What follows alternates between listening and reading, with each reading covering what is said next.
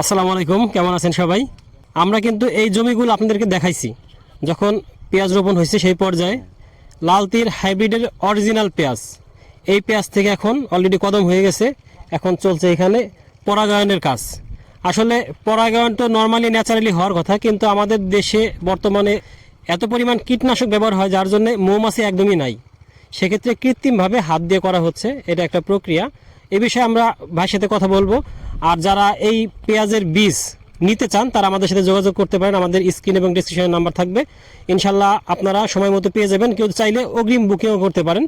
100% authentic লাল তীর হাইব্রিডের second জেনারেশনের বীজ হবে। আর ভাইয়ের কাছ থেকে একটু শুনি আমি যে আসলে আমরা তো দেখছিলাম পেঁয়াজ লাগানো, তারপর থেকে এই পর্যন্ত কি কি প্রক্রিয়া ব্যবহার করছেন আপনি, কি প্রসেসে এই পর্যন্ত আসছেন?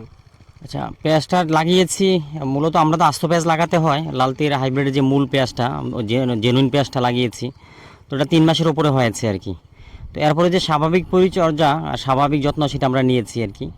আর এ পর্যায়ে এসে আমরা যেটা করেছি আর কি, এখন যেহেতু আমাদের পরাগানোর সময় চলছে এবং ফুলগুলো বড় হচ্ছে, তো পরাগান করার সময় সাধারণত আমরা জৈব বালানাশক ব্যবহার করেছি আর কি, যেন কৃত্রিম পরাগান না করতে হয় এবং যেন প্রাকৃতিকভাবে পরাগায়িত হয়। বাতাস আছে, বিভিন্ন রকমের উপকারী কীট পতঙ্গ আছে, এর পাশাপাশি মৌমাছি আছে, সেগুলোর জন্য আমরা জৈব বালানাশক ব্যবহার করেছি।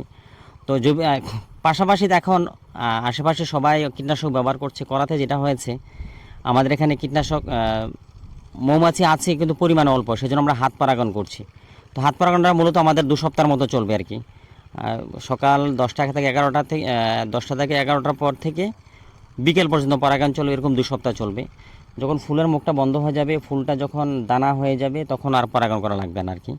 আর এক্ষেত্রে আমরা কয়েকটা নিয়ম মেনেছি আর কি। আমরা রুগিং করেছি। রুগিং করা যে দুর্বল গাছগুলো আছে, যে গাছগুলো আমরা ছাঁটাই করেছি, ছাঁটাই করে ফেলে দিয়ে সবল গাছগুলো রেখেছি যেন বীজগুলো পুষ্ট পরিপক্ক হয়। এর বাইরে আমরা আইসোলেশন করেছি। আমাদের আশেপাশে আমরা শুধু আমাদের এই জাতটাই আছে এবং অন্য কোনো জাত নেই।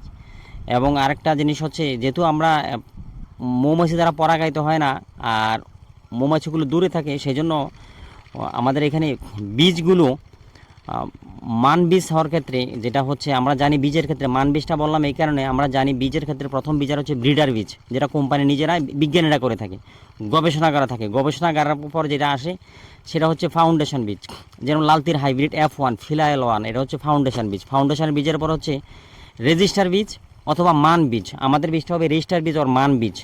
এরপর হচ্ছে সার্টিফাইড বীজ। আমাদের বীজটা সার্টিফাইড বীজের উপরে মান বীজ। এই জন্য আমরা মান রাখার ক্ষেত্রেই আমরা আইসোলেশন করেছি, তারপর হচ্ছে রোগিং করেছি। আর পরবর্তীতে আমরা পরিপুষ্ট হওয়ার জন্য যা আমরা যেই বৈজ্ঞানিক চাষাবাদ করার ক্ষেত্রে যেটা করা দরকার, যেই জিনিসগুলো যেমন সার, তারপরে হচ্ছে যে অনুখাদ্য, সেগুলো আমরা দিচ্ছি। তো এখন আমাদের ফসল আলহামদুলিল্লাহ ভালো আছে, আমাদের পরাগায়ন চলছে। আর কিছু ফুল ফোটে নাই এখনও, তাহলে ফুটবে। এগুলো সবগুলো একসাথে ফোটে না, আগে পরে ফুটে আর কি। তো সেই কাজ চলছে, চলমান থাকবে।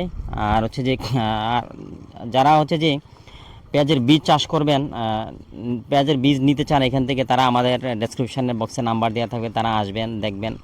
আর তাদের কাছে সবিনয় অনুরোধ থাকবে আপনারা এসে দেখে যান। সুবিধা হয়, একটা সম্পর্ক তৈরি হলো, একটা জানার জায়গা তৈরি হলো। তা একটা ফুলেল পরিবেশে আসবেন, দেখবেন, ভাল লাগবে। আর এরবারে প্রক্রিয়াটাও দেখে যাবেন, উৎসাহিত হবেন। আর আমরা পাশাপাশি এটাও জানি যে বাংলাদেশে বড় একটা বাজার আছে লাল তীর হাইব্রিডের সেকেন্ড জেনারেশন বীজের। এটা একটা ইনফর্মাল মার্কেট। তো সেই মার্কেটটা সবাই আমরা এটা সুবিধা নিতে পারি। কিভাবে সুবিধা নিতে পারি? একমাত্র বাংলাদেশে হাইব্রিড, একমাত্র লাল তীর হাইব্রিড, যেটা 90 দিনে মাত্র বীজ পেঁয়াজটা আমরা তুলতে পারি। আর বাংলাদেশে নাই, আর পৃথিবীর কোথাও এত অল্প দিনে হাইব্রিডের জাত 90 দিনে কেউ ঘরে তুলতে পারে না। এটা সেকেন্ড জেনারেশন, এটাও 90 দিনে তোলা যায় এবং উৎপাদনের দিক থেকে লাল তীর হাইব্রিডের কাছাকাছি। সেই জন্য এটা আপনারা এইগুলো কারণে চয়েস করতে পারেন। আমি লাল তীর হাইব্রিডের উৎপাদনও করেছি। লাল তীর হাইব্রিডের ফসল চাষ করেছি, সেটা হচ্ছে 11 কেজি 700 গ্রাম। এটা আপনারা পূর্বের ভিডিওতে আপনারা দেখেছেন। তো ইনশাল্লাহ আমার পেঁয়াজের জমি ভালো আছে অনেক। তো আমার পেঁয়াজের জমির পাশে অন্য একজনের পেঁয়াজের জমি, সেটাও দেখেছি। তো ওনাকে জিজ্ঞাসা করা, ওনার সাথে কথা শেয়ার হলো। তো উনি বললো যে মিরাবিজ ডুও 2বার ব্যবহার করেছে এবং লুনা 2বার ব্যবহার করেছে। তো মিরাবিজ ডুওর মধ্যে যে গ্রুপটা আছে আর কি, এই গ্রুপের মধ্যে হচ্ছে একটা গ্রুপ আছে গ্রুপ 7। গ্রুপ 7 হচ্ছে সাকসিনের ডিহাইড্রোজেনেস ইনহিবিটর গ্রুপ আছে। লুনার মধ্যে সেটা আছে, মিরাবিজ ডুওর মধ্যে আছে। তো এটা একটা অনেক সিনজেন্টা এবং বায়ারের ওষুধ, অনেক দামি একটা ওষুধ।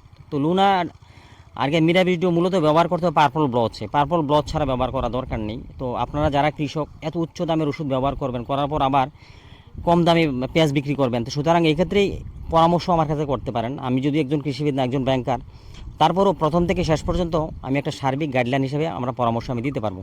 আশা করি আমার কখন কোনটা লাগবে এবং কেন লাগবে আর কেন লাগবে না সেই জিনিসগুলো আমার জানা আছে, এবং আপনাদেরকে আমি এই জিনিস সেইভাবে আপনার পরামর্শ দিতে পারবো। আশা করি পরামর্শের জন্য আমার সাথে যোগাযোগ রাখতে পারেন। প্রিয় দর্শক, একটা বিষয় যে জাতের বিশুদ্ধতা, ভাই বলতেছিল যে আসলে যখন আশেপাশে অনেকগুলো পেঁয়াজের ক্ষেত হবে বা এই কদমের ক্ষেত হবে, তখন দেখা যাবে যে একটা থেকে আরেকটায় পোকামাকড় আসবে, বাতাসের মাধ্যমে পরাগায়ন হয়ে সংকর হয়ে যাবে জাতগুলা। হ্যাঁ, কিন্তু আপনারা এখানে দেখেন যে এই মাঠে কিন্তু শুধুমাত্র বাইরের যে প্রজেক্টটা, শুধুমাত্র লালতির হাইব্রিডেরই যে জাতটা, এই জাতটা দিয়েই শুধুমাত্র এখানে চাষ করা হচ্ছে। হ্যাঁ। যার জন্য এখানে কিন্তু কোনো ধরনের আর অন্য জাত সংকর বা মিশে যাওয়ার কোনো সুযোগ নাই। সেক্ষেত্রে এই ফুল থেকে যে বীজটা হবে সেই বীজটা কিন্তু 100% অরিজিনাল লালতির হাইব্রিডের জাতি হবে, সেকেন্ড জেনারেশন হবে, সেটা অনেক মানসম্পন্ন হবে। আর আরেকটা জিনিস দেখায়, একটু আসেন, এই দেখেন কি পরিমাণ ফুল কিন্তু ভাই এখানে ফেলে দিচ্ছে। দেখেন ভাই, আমাকে একটু বুঝাই বলেন তো যে এত পরিমাণ ফুল কেন ফেলে দিলেন? এটা হচ্ছে কি সাইন্টিফিক্যালি যেটা বলতে হয়, এটা হচ্ছে রুগিং বলে আর কি। হ্যাঁ, রুগিং বলে, যেটা হচ্ছে মান বীজ হওয়ার ক্ষেত্রে, বীজটা পরিপুষ্ট ভালো হওয়ার ক্ষেত্রে যে বীজগুলো দুর্বল, এবং এটা হচ্ছে যে আপনারা যারা সবজি বাগানের সাথে পরিচিত আছেন তারা এটাকে প্রুনিংও বলে। প্রুনিং, গাছের ডালাপালা ফেলে দেওয়া এবং অপ্রয়োজনীয় ডালা ফেলে দেওয়া, যেই গাছগুলোতে মান ফসল আসবে না, ভালো ফসল আসবে না, এবং ওই অন্য ফসলগুলোতে দেখা গেছে উৎপাদনের ক্ষেত্রে প্রভাব পড়বে। তো আমরা সেই জন্য একটা রুগিং করেছি আর কি, যেগুলোতে মনে হচ্ছে আমাদের এটার কারণে আমাদের যে ফুলগুলো পরিপুষ্ট হবে, বড় হবে, সেটাকে আমরা আরও যত্নবান হওয়ার জন্য এগুলোর প্রতি, সেজন্য আমরা এগুলো ছাঁটাই করেছি আর কি, যেটাকে আমরা রুগিং বলা হয় আর কি, সেটাই আমরা করেছি আর কি। তো এটা আমরা অব্যাহত আছে। আশা করি আমরা এই মান বীজ এবং পরিপুষ্ট ভালো বীজ পাওয়ার জন্য আমাদের কার্যক্রম চলমান আছে, থাকবে আর কি। একটা বিষয় দেখেন যে এইগুলো যদি রাখা যেত, এখান থেকে কিন্তু আরও অনেক বীজ আসতে পারতো, কিন্তু সে ভাই কিন্তু এগুলো রাখে নাই, শুধুমাত্র বীজের যে মানটা, যাতে বীজটা ভালো হয় সেটার জন্য এরকম অনেক। আর যারা এখানে এসে দেখতে চান, আসলে এই পরিবেশটা এটা অন্যরকম সুন্দর, এত সুন্দর ফুল দেখলেও ভালো লাগে। যারা দেখতে চান বা পরামর্শ নিতে চান বা দেখে শুনে নিতে চান, তারা আমাদের সাথে যোগাযোগ করলে এখানে এসে দেখে আপনারা নিজেরা ইন্সপায়ার্ড হতে পারবেন।